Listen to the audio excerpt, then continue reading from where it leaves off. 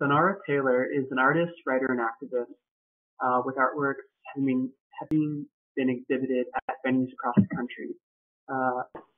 She is the recipient of numerous awards, including a Joan Mitchell Foundation MFA grant and an Animals and Culture grant. Sunaura has worked with philosopher Judith Butler on Astra Taylor's film Examine Life, and Sunaura holds an MFA in art practice from the University of California, Berkeley. Her book, Beast of Burden, which explores the intersections of animal ethics and disability studies, is forthcoming from the feminist. And Sunaura is currently a PhD student in American Studies in the Department of Social and Cultural Analysis at NYU. So firstly, I just want to thank everybody so much for putting this together, and especially Michael. This is really pretty amazing forum, and I'm really honored and excited to be a part of it.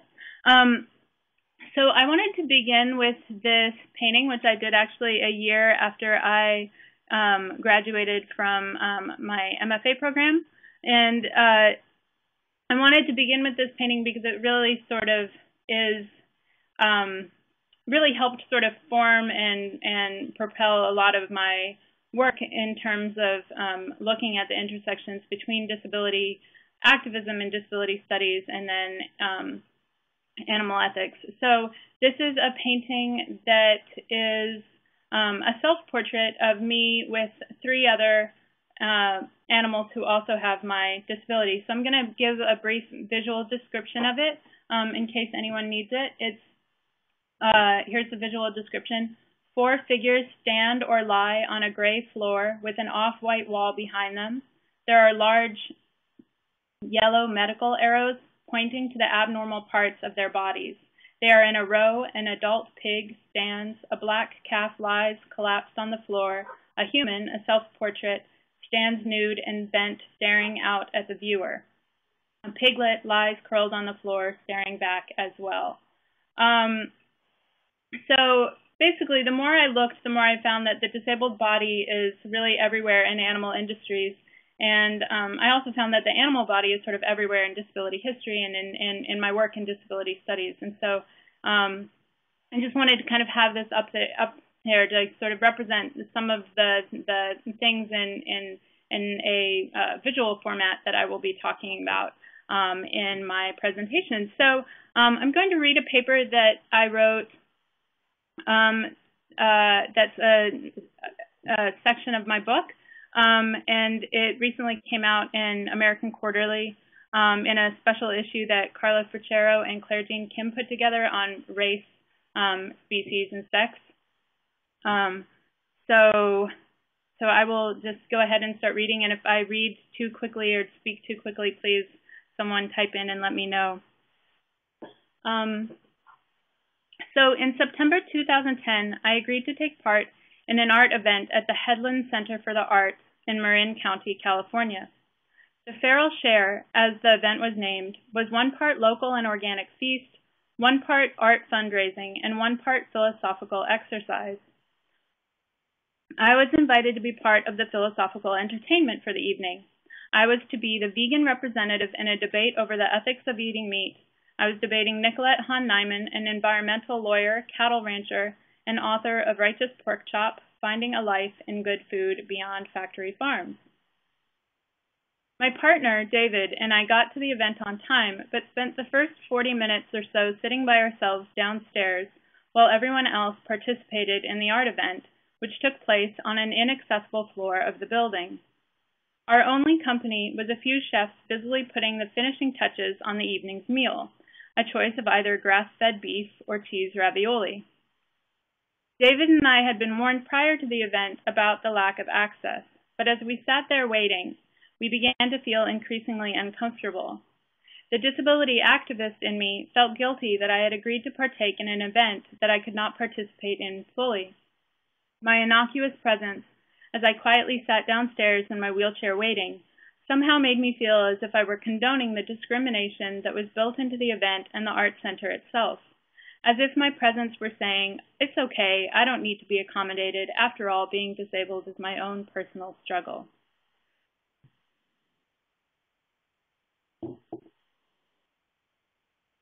David's and my alienation was heightened soon after when we were given our meal. As the only two vegans in the room, we were made a special dish by the chefs, some of whom were from Alice Waters' famous Berkeley restaurant Chez Panisse. The dish was largely roasted vegetables. As I was about to expound to a room full of omnivores on the reasons for choosing veganism, I felt keenly aware of how this food would be read, as isolating and different, as creating more work for the chefs, and as unfilling in comparison with the other dishes. I entered into the debate with a keen sense of being alone in that room, not only because I was the only visibly disabled individual, but because, besides David, I knew I was the only one with no animal products on my plate. Michael Pollan writes in The Omnivore's Dilemma that the thing that troubled him the most about being a vegetarian was the subtle way it alienated me from other people, end quote. People who write about food often spend a surprising amount of energy deciphering how much feeling of social alienation they are willing to face for their ethical beliefs. Countless articles in popular magazines and newspapers on the challenges of becoming a vegetarian or vegan focus on the social stigma one will face if they go veg, the eye-rolling, the teasing comments, the weird looks. Jonathan Safran Foer writes that we have a strong impulse to do what others around us are doing, especially when it comes to food. It is difficult to ascertain what role these articles themselves play in marginalizing the vegetarian experience. There are many pressing issues that face individuals who would perhaps otherwise choose to try to become vegetarian or vegan, such as the reality of food deserts in low-income and often largely people of color neighborhoods, and a government that subsidizes and promotes animal and fat-heavy diets versus ones with vegetables and fruits. However, rather than focus on these serious structural barriers, many articles often present the challenge of avoiding meat and animal products as a challenge to one's very own normalcy and acceptability. Those who care about animals are often represented as abnormal in contemporary American culture. Animal activists are represented as overly zealous, as human haters, even as terrorists, while vegetarians and vegans are often presented as spacey, hysterical, sentimental, and neurotic about food. Even vegetarian foods become freaked, and alternatives to meats are often described as lab or science experiments. Since many animal protein alternatives are not traditionally American, the marginalization of these foods as somehow weird or unnatural works both to solidify an American identity, what real Americans eat, real meat, and exoticize the other. However, the abnormality of those who do not eat animals is perhaps best exemplified by the name of a popular vegan podcast and book, Vegan Freaks. The title refers to how many vegans feel they are perceived by mainstream culture. My point is not to say that there is no challenge to becoming a vegetarian or vegan, but rather to point out that the media, including various authors, contribute to the infrequent of what is so often patronizingly referred to as the vegan or vegetarian lifestyle. Of course, the marginalization of those who care about animals is nothing new. Diane Beers writes in her book For the Prevention of Cruelty, The History and Legacy of Animal Rights Activism in the United States, quote, that several late 19th century physicians concocted a diagnosable form of mental illness to explain such bizarre behavior. Sadly, they pronounced, these misguided souls suffered from zoophile psychosis. As Beers describes, zoophile psychosis, an over-concern for animals, was more likely to be used to diagnose women who were understood as particularly susceptible to the malady. As the early animal advocacy movement in the UK and the United States was largely made up of women, such charges worked to uphold the subjugation both of women and of non-human animals. As this history suggests, not so very long ago, Niman and I would not have been invited to speak with any sort of authority on these topics because we are women. However, Niman and I are also both white, a fact that reflects the reality that racism is largely still an under-addressed issue within animal ethics conversations. Although historically middle and upper-class white women have made up the bulk of the animal advocacy movement, it was not until the mid-1940s that they began to achieve positions of leadership. People of color have been even less likely to be included in these conversations, let alone be represented as leaders within mainstream animal advocacy movements. It unfortunately comes as no surprise that this legacy of patriarchy and racism still deeply affects conversations around animal ethics, sustainability, and food justice.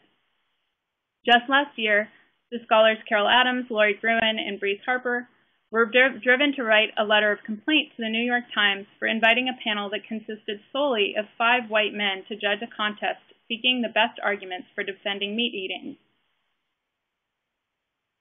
Repeatedly, those who were given space at conferences, publication opportunities, and media attention on these topics are white and male. Adams, Gruen, and Harper write, quote, "The fact is that ethical discussions about eating animals are permeated with sexist and racist perspectives that have operated as normative. Disability and disabled people have also largely been left out of these conversations, and ableism has similarly been rendered as normative and naturalized. The disability community has had a challenging relationship to the animal rights community, as epitomized by continued debates involving philosophers like Peter Singer, whose work has denied personhood to certain groups of intellectually disabled individuals. But even in less extreme ways, disabled individuals and various issues that affect us have largely been left out of the animal welfare and sustainability movements, whether because of the movement's obsession with health and physical fitness, or a lack of attention to who has access to different kinds of educational and activist events.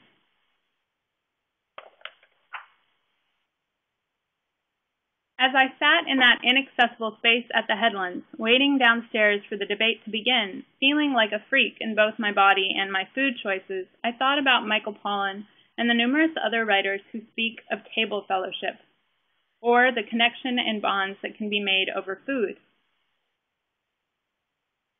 Pollan argues that this sense of fellowship is threatened if you are a vegetarian. Would I have felt more like I belonged if I had eaten a part of the steer? Who was said to the guests that night. On his attempts at being a vegetarian, Pollan writes, quote, "Other people now have to accommodate me, and I find this uncomfortable. My new dietary restrictions throw a big wrench in the basic host-guest relationship." End quote. Pollan feels uncomfortable that he now has to be accommodated. It is a telling privilege that this is a new experience for him. Disrupting social comfort and requesting accommodation are things disabled people confront all the time. Do we go to the restaurant our friends want to visit even though it has steps and we will have to be carried? Do we eat with a fork in our hands versus the fork in our mouth, or no fork at all, to make ourselves more acceptable at the table, to avoid eating, quote, like an animal? Do we draw attention to the fact that the space we have been invited to debate in is one of unacknowledged privilege and ableism? For many disabled individuals, the importance of upholding a certain politeness at the dinner table is far overshadowed by something else, upholding our right to be at the dinner table even when we make others uncomfortable. Pollan assumes you can make it to the table in the first place. I looked around at the audience I was about to speak to and thought about those who were not at the table. People whose disabilities, race, gender, or income too often render them invisible in conversations around animal ethics and sustainability. Safran Foer asks a simple question in his book, Eating Animals. How much do I value creating a socially comfortable situation, and how much do I value acting socially responsible? In many ways, my debate with Niman was like many other conversations between vegans and those who support humane meat. We debated the environmental consequences of both veganism and sustainable omnivorism, discussed whether veganism was a, quote, healthy diet, and spent a long time parsing out why animals may or may not have a right to live out their lives free from slaughter by humans. Niman and I passionately agreed about the atrocities of factory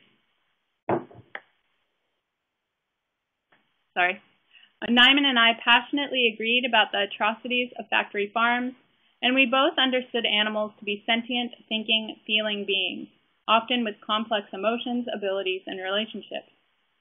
However, where Niman argued that it is possible to kill and eat animals compassionately, I argued that in almost all cases it is not, and that the justifications for such positions are not only speciesist, but are ableist.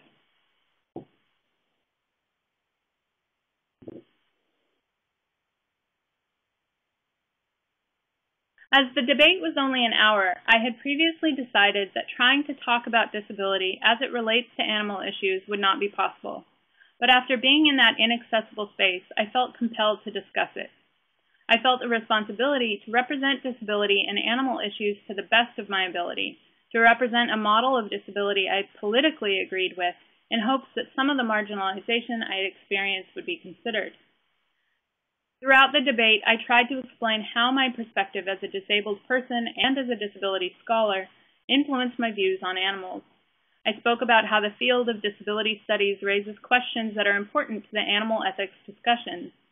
Questions about normalcy in nature, value and deficiency, interdependence and vulnerability, as well as more specific concerns about rights and autonomy, are central to the field. What is the best way to protect the rights of those who may not be physically autonomous, but are vulnerable and interdependent? How can the rights of those who cannot protect their own, or those who cannot understand the concept of a right, be protected? I described how limited interpretations of what is natural and normal leads to the continued oppression of both disabled people and animals. Of the tens of billions of animals killed every year for human use, many are literally manufactured to be disabled. Industrialized farm animals not only live in such cramped, filthy, and unnatural conditions that disabilities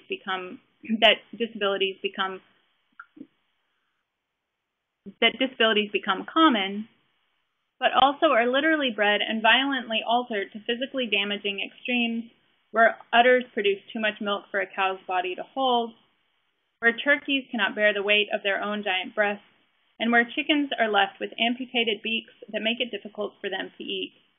Even my own disability, arthrogryposis, is found often enough on factory farms to have been the subject of Beef magazine's December 2008 issue, as we saw in my painting.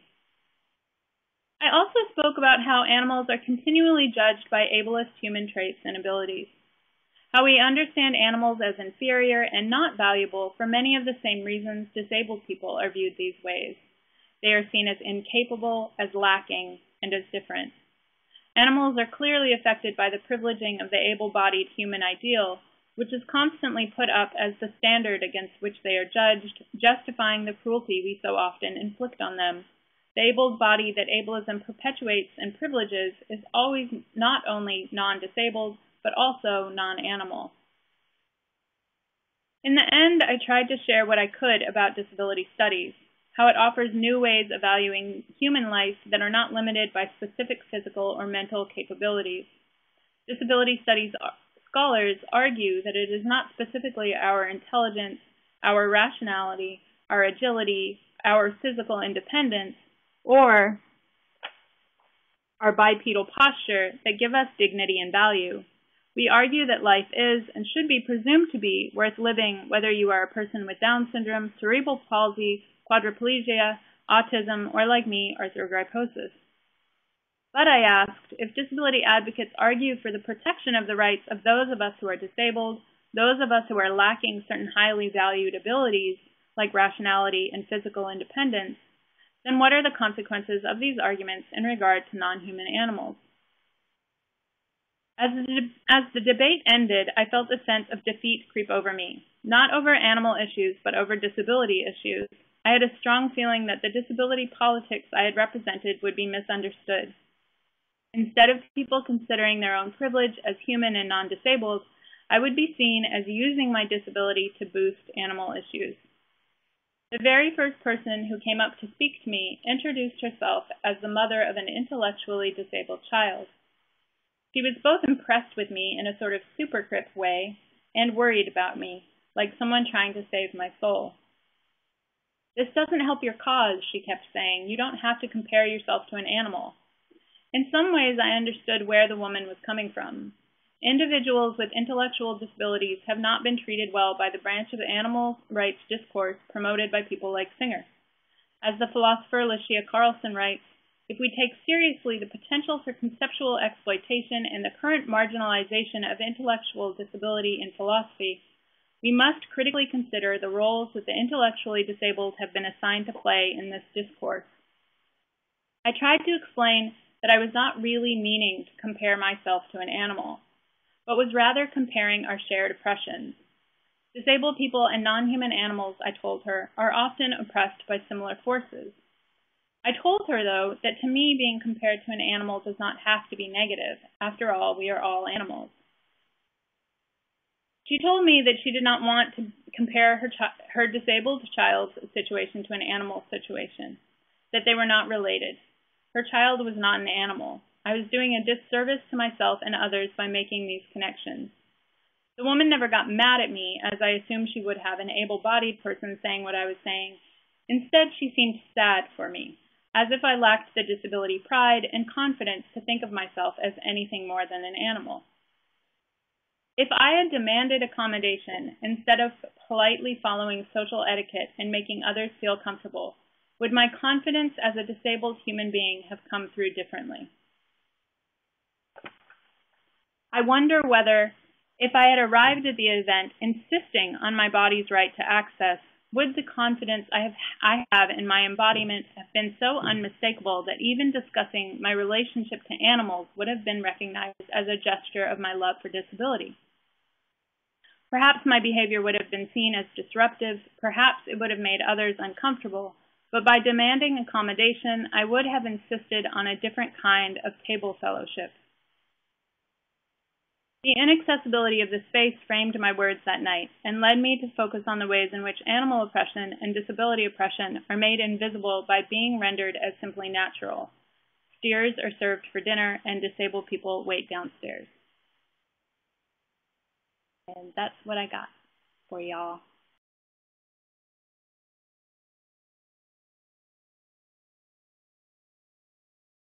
We actually have a video of it, and my partner and I, we've been meaning to edit it, but we are just like, get it in a good format and make it accessible, but we have yet to do that. So, no, there's nothing available right now, but hopefully at some point when we have time and we actually get it together and do that. I was actually more, I don't hear vegans talk about that so much. What I was more talking about is like the way in which, for example, someone like Michael Pollan uses that as an argument. So I was really writing in relationship to this sort of idea of table fellowship and how, it's, according to people like Pollan or certain other people, that it's really the bonds that we have over food and over eating are kind of take precedent over, someone's desire to be vegan or something. His comment basically is that it's socially alienating to be vegan. So I wasn't really saying that I hear that from vegans. I was really saying more that I hear that as a sort of argument that is made against veganism is the fact that it's sort of this block to this idea of table fellowship. But I think my sort of larger argument in this particular section of my book was really that not that veganism is a disability. That's not what I'm arguing. I'm arguing that that veganism is freaked. That basically people who are vegans are represented as freaks in the media. And again, I'm really dealing with this much more sort of mainstream discourse in terms of like writing, about people like Michael Pollan and Niman, and so these people that are writing for really broad general audiences, and so I don't know whether that kind of helps clarify what I was arguing about. I think this piece also, I was trying to use a personal sort of example of dealing with access and disability issues, and the ways in which I felt like those issues intersected with the stuff that I was actually invited to talk about, which was animal ethics. So in this particular piece, I didn't really get into too much like the heart of why I think disability studies or disability activism and animal ethics are connected. It was more the sort of narratives dealing with these more nuanced, particular conversations around table fellowship and access. It is available online. You can either get it through American Quarterly, but you have to have university access, or I put it up on academia.edu, so you can also find it there. But I'm also happy to email out a copy as well. So if anybody has trouble finding it. Okay, and just the last question. Someone was asking where to find more of your artwork. I posted your website, sunarataylor.org, but just if your artwork's available anywhere else for them to look. Right now, that's probably the best place. They're all kind of scattered across the country. So, and my website will be updated when I have exhibitions and such. So that's kind of the best place. Okay. And hopefully it will be updated when my book comes out as well. So. Okay, great. Well, thank you again, Sunaura. Yeah, no, thank you so much, and I'm glad to participate.